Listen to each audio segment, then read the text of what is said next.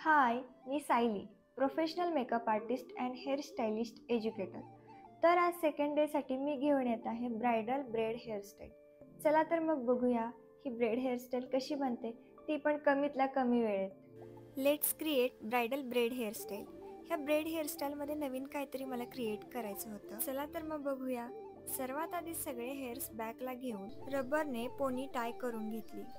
इथे मी hair वॅक्सचा use केला होता, बिकॉज जेवढे पण हेअर्स ओपन राहिलेले असतात ते स्टिक होऊन जातात, म्हणून मी बॅकला हेअर्स असल्यामुळं वॅक्सचा यूज केला होता. त्यानंतर सगळे हेअर्स सेट करून इथे मी माइल्ड स्प्रेचा यूज केला होता. त्यानंतर पोनीमधला हाफ सेक्शन घेऊन त्याची छोटी बनवली. लास्ट एंड पर्यंत अशीच वेणी घालत गेले. अपोजिट साईडची पण अशीच वेणी घालायची होती.